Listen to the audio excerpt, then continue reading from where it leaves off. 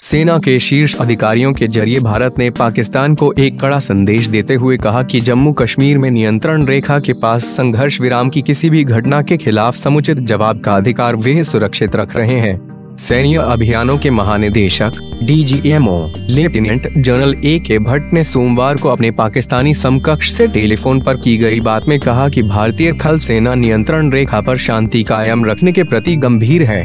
थल सेना के प्रवक्ता लेफ्टिनेंट कर्नल अमन आनंद ने कहा कि DGMO ने यह बात स्पष्ट रूप से कही कि भारतीय थल सेना किसी भी संघर्ष विराम पर जवाबी कार्यवाही के अधिकार को सुरक्षित रखती है, किंतु वह नियंत्रण रेखा पर शांति कायम रखने के अपने प्रयासों को लेकर गंभीर है, बशर्ते सामने के पक्ष से भी ऐसा ही हो।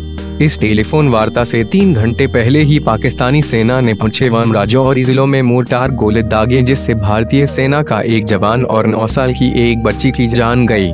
थल सेना प्रवक्ता ने कहा कि इस वार्ता की शुरुआत Pakistani commander major general Shamshad Mirza की पहल पर हुई।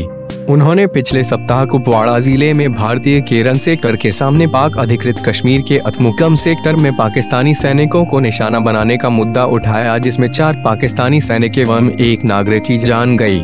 दोनों देशों के सैन्य कमांडरों की यह 10 मिनट की बातचीत जम्मू कश्मीर में पाकिस्तानी सेना द्वारा संघर्ष विराम के उल्लंघन की बढ़ती घटनाओं के बीच हुई है।